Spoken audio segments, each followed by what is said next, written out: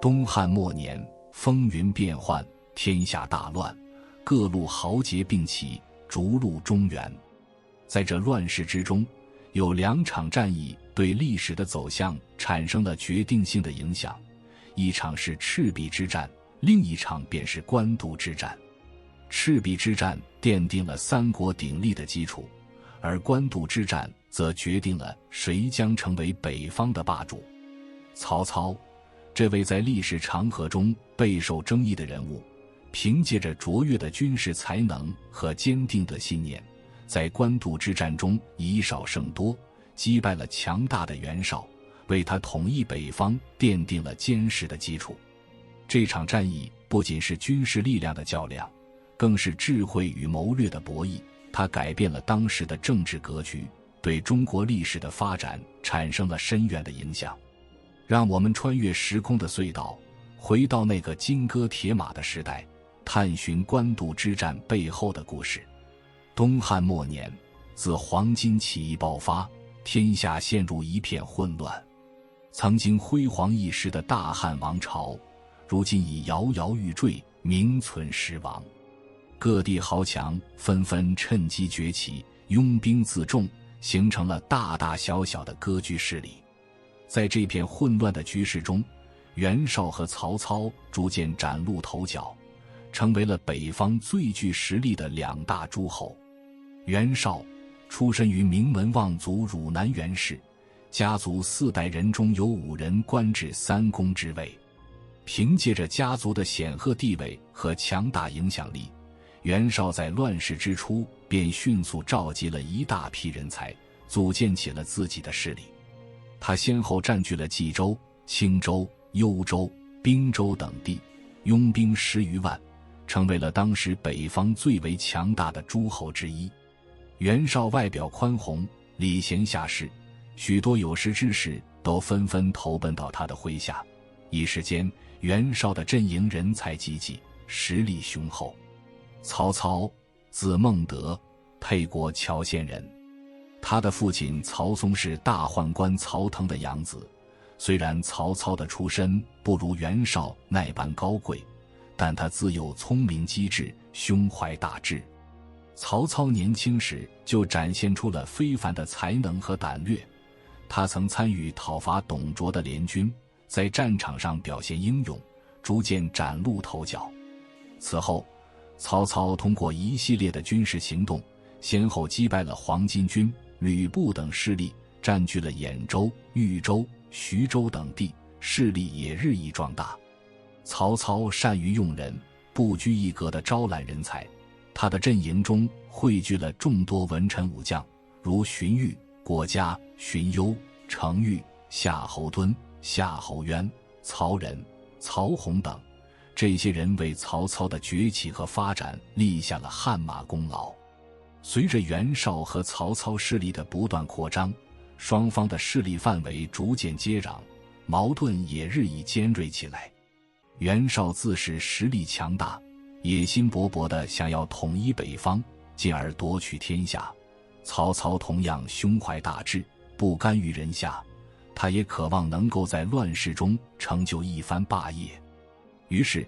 这两位北方的枭雄不可避免地走向了对立，一场决定北方命运的大战即将拉开帷幕。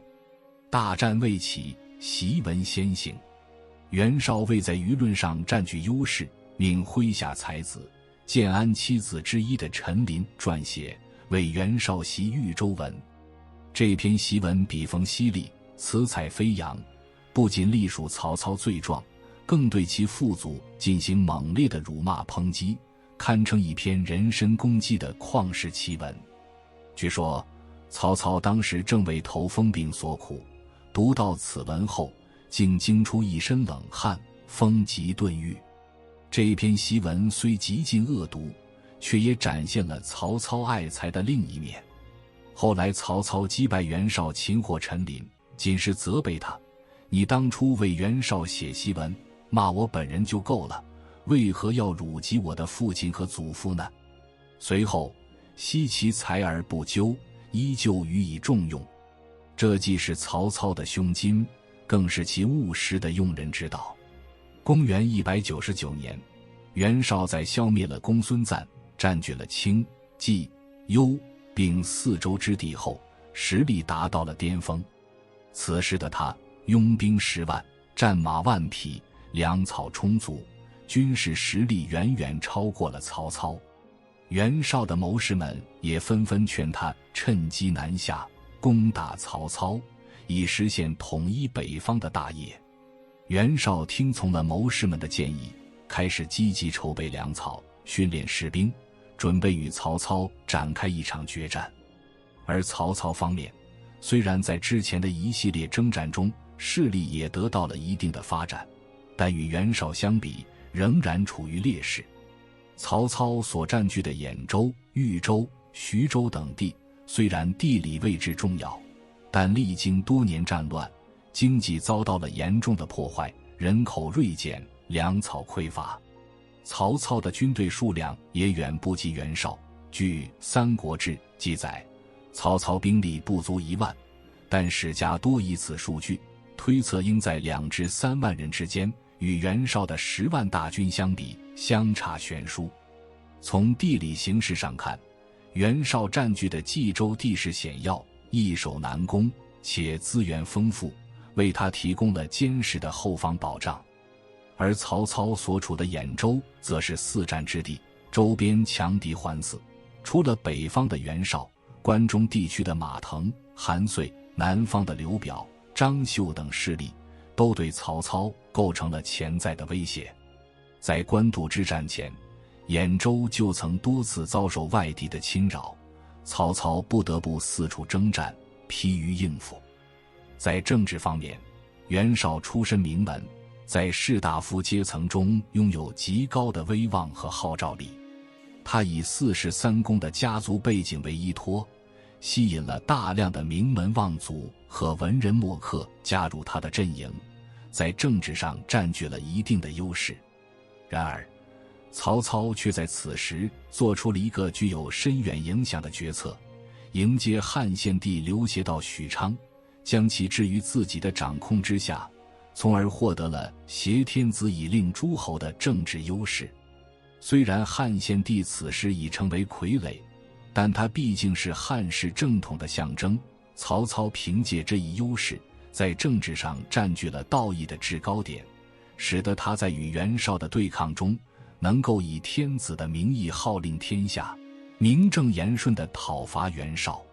在经济方面，袁绍统治下的冀州等地虽然经济相对发达，但由于长期的战乱和繁重的赋税，百姓生活困苦，社会矛盾日益尖锐。而曹操则在自己的领地内推行屯田制，招募流民开垦荒地，兴修水利，发展农业生产。屯田制的实施不仅解决了百姓的温饱问题，稳定了社会秩序，还为曹操的军队提供了充足的粮草供应，为他在战争中提供了有力的经济支持。在军事方面，袁绍的军队数量众多，装备精良，且士兵大多经过长期的训练，具有较强的战斗力。然而，袁绍的军队也存在着一些问题，如内部派系林立，将领之间争权夺利，矛盾重重，导致军队的指挥和协调不够顺畅。而曹操的军队虽然数量较少，但士兵们经过多年的征战，积累了丰富的战斗经验，且曹操善于用兵，能够根据不同的战场形势制定灵活多变的战略战术，军队的战斗力不容小觑。总体来看，袁绍在兵力、地理形势和政治威望等方面占据着明显的优势，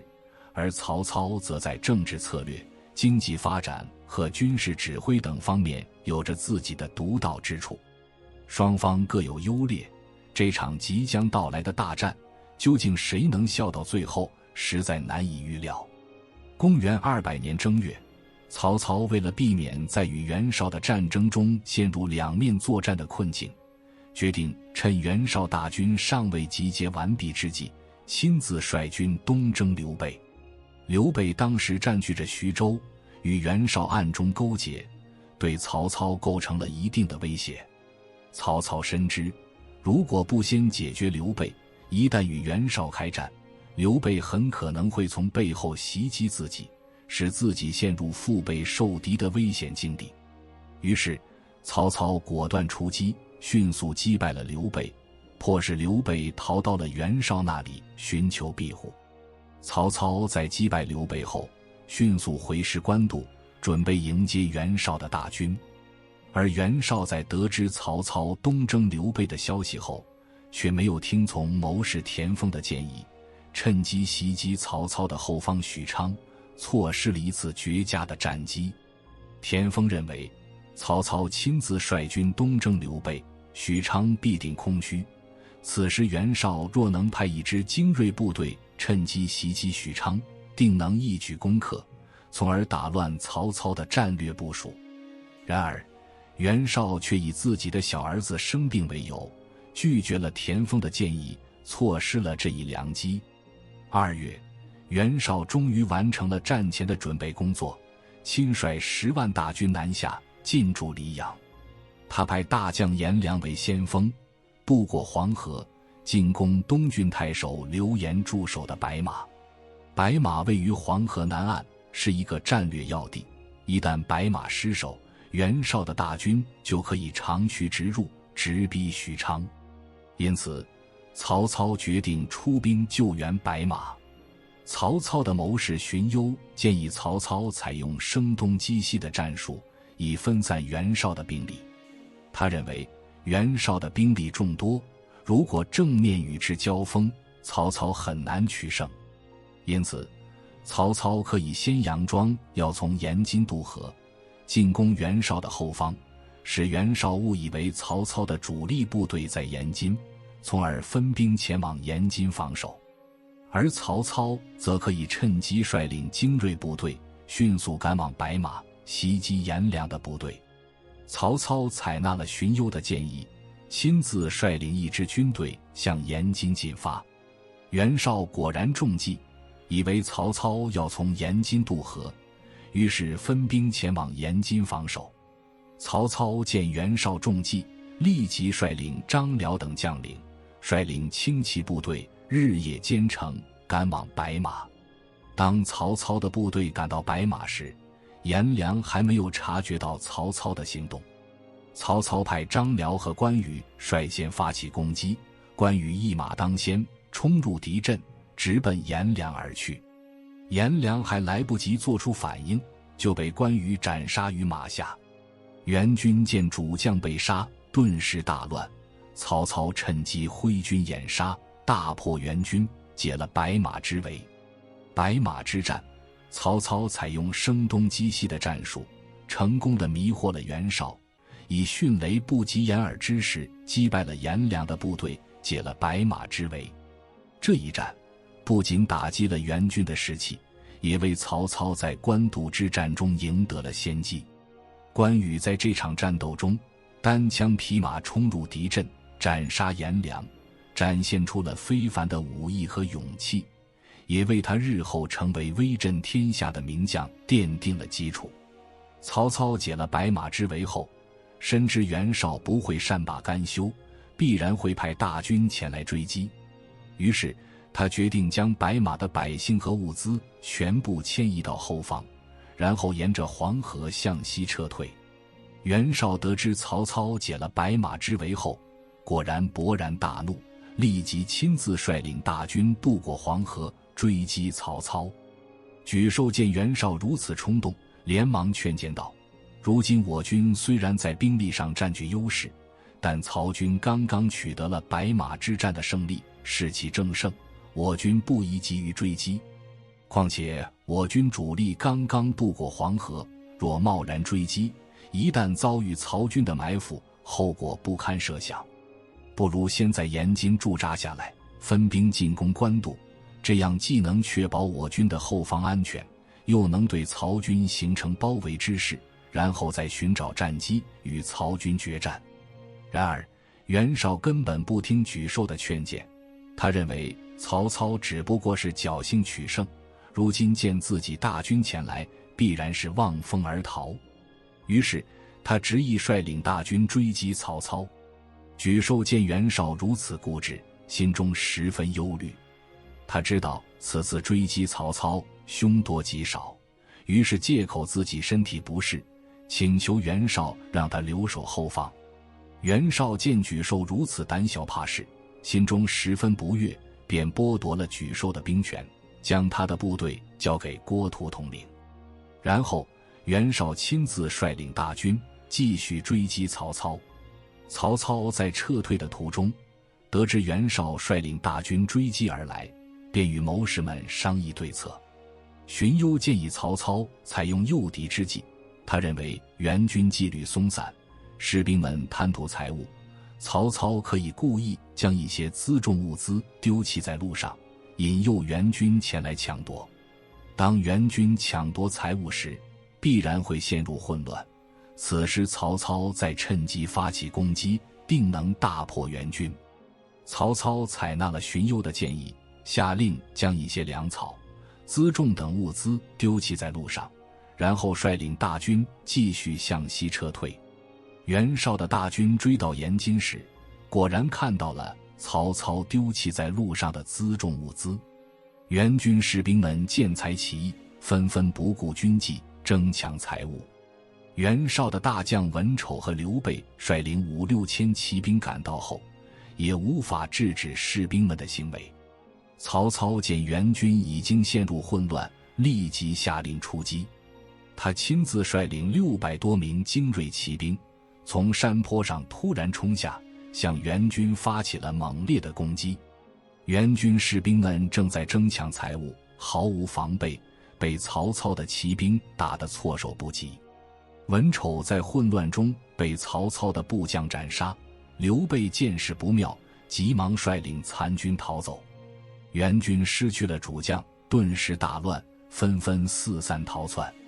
曹操乘胜追击，大破援军，取得了延津之战的胜利。延津之战，曹操再次运用智谋，成功地击败了袁绍的追兵。这场战斗不仅进一步打击了援军的士气，也让袁绍认识到了曹操的厉害。袁绍虽然拥有强大的兵力，但在智谋和军事指挥方面却远不及曹操。经过白马、延津2场战斗，曹操虽然在兵力上仍然处于劣势，但他凭借着出色的军事才能和灵活多变的战略战术，成功地挫败了袁绍的进攻，为接下来的官渡之战赢得了宝贵的时间和士气。白马、延津之战后，袁绍虽然遭受了2次挫折，但他的实力仍然远远超过曹操。袁绍不甘心失败，于是在7月再次率领大军南下，进驻阳武。8月，袁绍的大军推进至官渡，与曹操的军队形成了对峙之势。袁绍的军队人数众多，他将大军分成多路，在官渡附近扎下了数十里的连营，声势浩大。曹操则凭借着官渡的有利地形，筑起营垒，坚守不出。袁绍见曹操坚守不出，便采用了多种方法，试图攻破曹操的营垒。他命令士兵们在营中筑起高高的土山，然后在土山上搭建楼橹，让弓箭手站在楼橹上向曹操的营垒射箭。一时间，曹军的营垒中箭如雨下，士兵们纷纷用盾牌遮挡，行动十分不便。曹操见状，想出了一个应对之策。他命工匠们连夜制造了一种名为霹雳车的投石车，这种投石车可以将巨大的石块抛射到援军的土山上，将援军的楼橹砸毁。袁绍见此计不成，又想出了挖地道的方法，试图从地下攻入曹操的营垒。曹操得知后，立即命令士兵们在营中挖掘长堑，以阻止援军的地道进攻。援军的地道挖到堑壕处时，被曹军发现，援军的地道战术也宣告失败。在官渡相持的过程中，曹操的处境十分艰难。由于曹军兵力较少，且粮草供应不足，士兵们长期处于紧张的战斗状态，疲惫不堪。而曹操的后方也不安稳，一些地方豪强见曹操与袁绍相持不下，便趁机发动叛乱，给曹操的后方带来了很大的压力。曹操在这种内外交困的情况下，一度产生了放弃官渡、退回许昌的想法。他写信给留守许昌的荀彧，表达了自己的担忧和想法。荀彧在接到曹操的信后，立即回信给曹操。他认为此时曹操若放弃官渡，退回许昌，必然会陷入全面被动的局面。袁绍的大军一旦乘胜追击，曹操将很难抵挡。因此，荀彧建议曹操坚守官渡，等待战机。他指出，袁绍虽然兵力众多，但内部矛盾重重，将帅不和，且袁绍为人刚愎自用、优柔寡断，最终必然会失败。而曹操则善于用人，能够灵活运用战略战术，只要能够坚守下去，就一定能够找到破敌的机会。曹操听从了荀彧的建议，决定继续坚守官渡，与袁绍展开持久战。在相持的过程中，双方都在积极寻找破敌的机会。袁绍不断地派小股部队骚扰曹操的后方，破坏曹操的粮草运输线，曹操则派出精锐部队偷袭袁绍的运粮车队，试图切断袁绍的粮草供应。双方你来我往，互有胜负，但始终无法打破僵局。官渡之战陷入了一场漫长而艰苦的相持阶段，双方的士兵们都在这场战争中承受着巨大的压力，战争的胜负似乎变得更加扑朔迷离。公元200年10月，袁绍为了解决军粮问题，派大将淳于琼率领重兵，押送着数千辆粮草辎重前往官渡前线。淳于琼将粮草辎重囤积在袁绍大营以北约40里的乌巢。沮授深知粮草对于军队的重要性，他建议袁绍再派一支军队驻扎在乌巢附近，以防曹军偷袭。然而，袁绍却认为曹操不敢冒险前来偷袭乌巢，因此没有采纳沮授的建议。此时，曹操的处境已经十分艰难，粮草即将告罄。如果再得不到粮草补给，曹操的军队很可能会不战自溃。就在曹操心急如焚之时，袁绍的谋士许攸前来投奔曹操。许攸原本是袁绍的重要谋士之一，他足智多谋，为袁绍出谋划策，立下了不少功劳。然而，袁绍为人刚愎自用，常常不听从许攸的建议，这让许攸感到十分失望。再加上许攸的家人在邺城犯了法，被留守邺城的沈培关押起来，许攸因此对袁绍心生怨恨。于是他毅然决定离开袁绍，投奔曹操。曹操得知许攸前来投奔，喜出望外。他深知许攸对袁绍的军事部署了如指掌，若能得到许攸的帮助，破袁军必如探囊取物。曹操亲自出营迎接许攸，甚至连鞋子都来不及穿，光着脚就跑了出来。许攸见曹操如此重视自己，心中十分感动，于是决定将自己所知的袁绍军事情报全部告诉曹操。他向曹操透露了袁绍粮草辎重囤积在乌巢的消息，并建议曹操趁袁绍大军主力在官渡与曹军对峙之机，派一支精锐部队偷袭乌巢，烧毁袁绍的粮草辎重。许攸认为，一旦袁绍的粮草被烧毁，袁军必然会军心大乱，曹操便可趁机发动攻击，一举击败袁绍。曹操听了许攸的建议，觉得此计甚妙，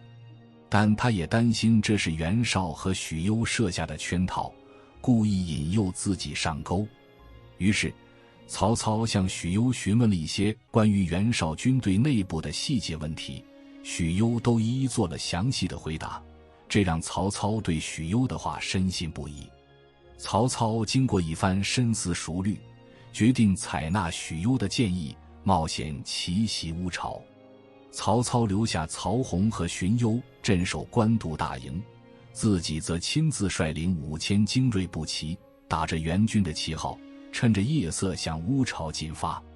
为了防止被援军发现，曹操命令士兵们每人都携带一捆柴草，嘴里衔着煤，马嘴也用绳子绑住，悄悄地沿着小路向乌巢前进。一路上遇到援军的巡逻士兵，曹军就谎称自己是袁绍派去乌巢增援的部队，骗过了援军的巡逻。当曹操的部队赶到乌巢时，天还未亮。淳于琼见曹操只率领了5000人马前来，并没有放在心上。他认为曹操是自不量力，竟敢以区5000人马前来偷袭自己的1万大军。于是淳于琼下令集合部队，准备迎战曹操。曹操见援军已经列好阵势，便亲自率军向援军发起了攻击。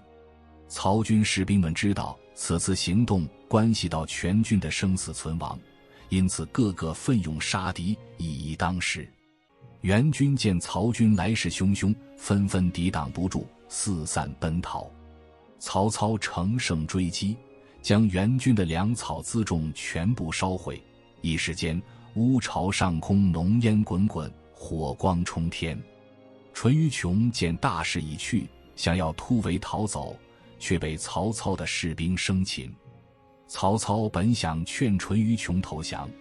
但淳于琼却破口大骂。曹操大怒，下令将淳于琼斩杀。乌巢的援军士兵见主将已死，军心大乱，纷纷放下武器投降。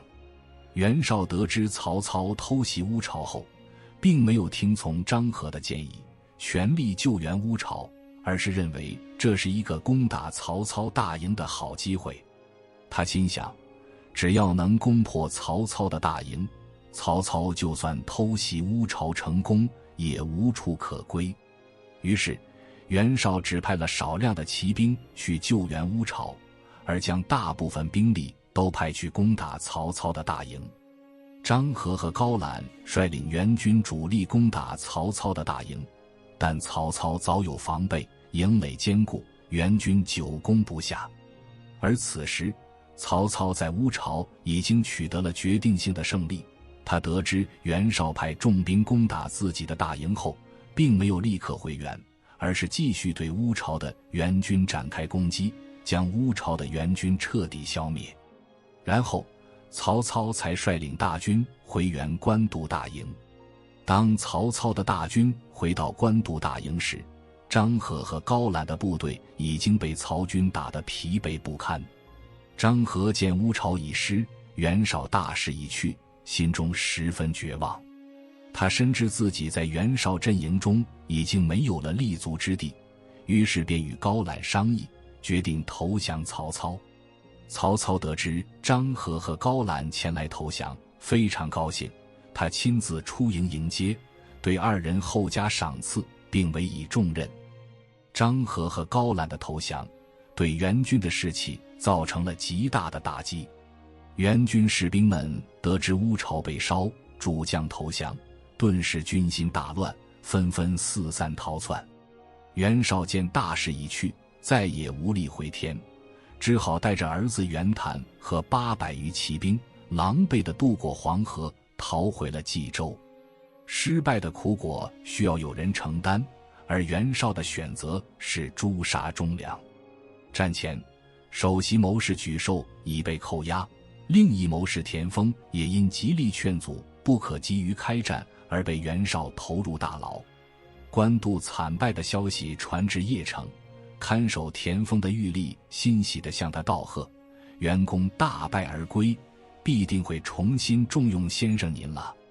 然而田丰早已看透袁绍的为人，他凄然苦笑，回答道：如果主公得胜而归，我尚且能保全性命，如今他大败而回，证明我的谏言是正确的，这反而会触怒他，我必死无疑了。果然袁绍逃回后，一方面无颜面对这个早就预见失败的下属，另一方面又听信谋士冯骥的谗言，说田丰在狱中听说将军兵败，竟然拍手大笑，庆幸自己说中了。袁绍顿时恼羞成怒，为了避免面对自己的错误和失败，最终下令将田丰在狱中处死。这一举动彻底暴露了袁绍外表宽厚，内心猜忌，刚愎自用而又推诿过失的本性。曹操见袁绍逃走，并没有穷追不舍，而是乘胜追击，对袁军展开了全面的进攻。袁军失去了指挥，士气低落，纷纷被曹军击败。这一战，曹军大获全胜，俘虏甚众，据在事后坑杀降卒达7万余人，缴获了大量的粮草辎重和兵器铠甲。官渡之战以曹操的全面胜利而告终。在清理战场和缴获的物资文书时，曹军发现了大量来自许都和自己军中的书信，皆是战前部下与袁绍暗中交通，预留后路的证据。左右皆建议曹操按图索骥，严惩内奸。然而曹操做出了一个令所有人惊愕又钦佩的决定，他看都未看，当即下令将所有这些书信全部焚毁。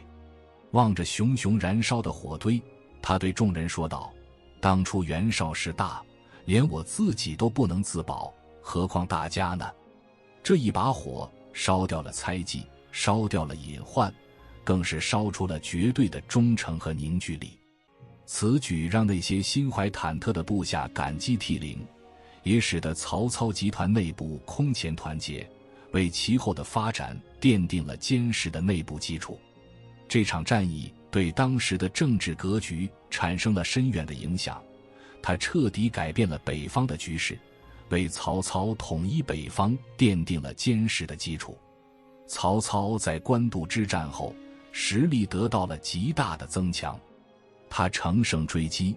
继续向袁绍的势力范围发起进攻。在接下来的几年里，曹操先后击败了袁绍的儿子袁谭、袁尚等人，逐渐占领了冀州、青州、幽州、并州等地，基本上统一了北方。曹操的势力范围不断扩大，成为了当时中国北方最强大的势力。而袁绍在官渡之战失败后一蹶不振，他回到冀州后心情极度郁闷，不久便因病去世。